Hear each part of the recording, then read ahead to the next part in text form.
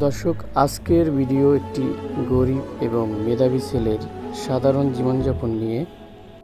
পটুয়াখালী সদর উপজেলার ইটবাড়িয়া ইউনিয়নের পুকুরজনা গ্রামের জমাদ্দার বাড়িতে বসবাস করে সজীব হাসান নামের এই যুবক। পটুয়াখালী সরকারি কলেজের রসায়ন বিভাগ থেকে গ্র্যাজুয়েশন শেষ করা এই যুবক অত্যন্ত পরিশ্রমী এবং ধার্মিক একজন মানুষ। একাডেমিক পড়ালেখার পাশাপাশি টিউশনি, হাঁস মুরগি পালন, গরু ছাগল পালন এবং বিভিন্ন কৃষিকাজ করে সংসার পরিচালনা করেন এই পরিশ্রমী যুবক। বাড়ির আঙিনার বাথরুম পরিষ্কার করা থেকে শুরু করে মেসেঞ্জারে মেয়ে পটানো পর্যন্ত অত্যন্ত সুনিপুণ এবং দক্ষতার পরিচয় দিয়েছেন ইটবাড়িয়ার এই প্রেমিক। ভিডিওর শুরুতে তাকে ধার্মিক বলা হয়েছে। হ্যাঁ, অবশ্যই সে ধার্মিক। 1 ডজন প্রেম করে নিজেকে সিঙ্গেল দাবি করা এই ধার্মিক ছেলে শুক্রবারের জুমার নামাজ কখনোই মিস করেন না। এটা হচ্ছে তার বেডরুম এবং পড়ার টেবিল। সে এখন তার গরুগুলোর জন্য ঘাস কাটতে যাবে। আমি মোহাম্মদ রাকিব হোসেন ফরম পটুয়াখালী। আমি আজ সারাদিন আছি এই পরিশ্রমী যুবকের সাথে।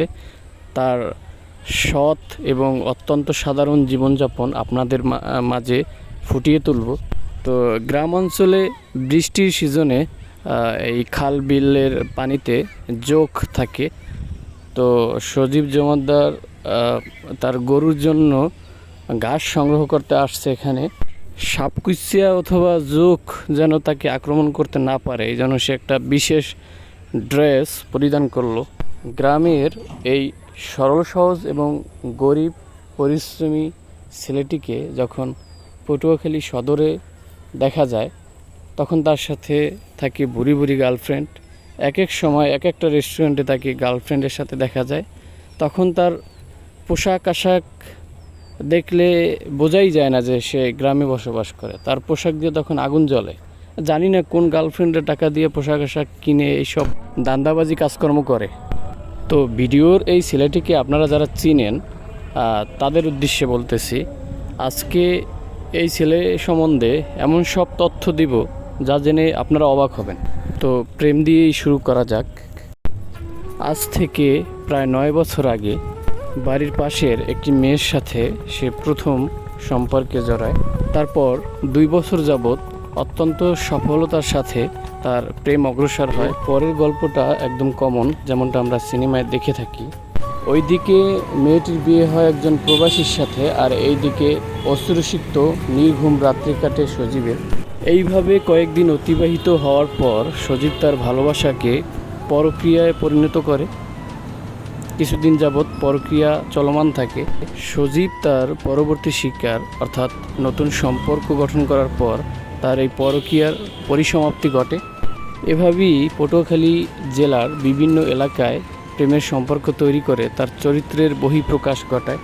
এমনও সময় গেছে 3 গার্লফ্রেন্ডের মাইনকে চিপা পইরা আমাকে ফোন দিয়া বলে, ধরা খেয়ে গেলাম নাকি।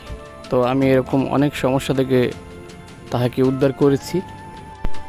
বলতে ভুলে গেছি, আমি তার একজন গর্বিত বন্ধু। ওর এই গোপন তথ্যগুলো ফাঁস করার ব্যাপারে ওর কাছে অনুমতি চাইলে ও আমাকে অনুমতি দানে বাধিত করেন। তারই ফলশ্রুতিতে আজকে আমি এক এক করে ওর গোপন তথ্য ফাঁস করে দেব।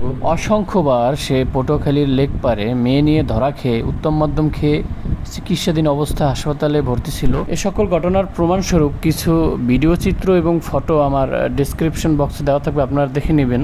তো সজীবের পরিবারের প্রতি আমার একটাই অনুরোধ, এই ভিডিওর মাধ্যমে তাদের দৃষ্টি আকর্ষণ করছি আমি, যে অতি দ্রুত যত তাড়াতাড়ি সম্ভব তাকে বিয়ে দেওয়ার ব্যবস্থা করুন। ফকির মিসকিন কানা দানা ন্যাংরা লুলা যে ধরনের মেয়েই পান না কেন, তাকে ওরে বিয়ে দেওয়ার ব্যবস্থা করুন।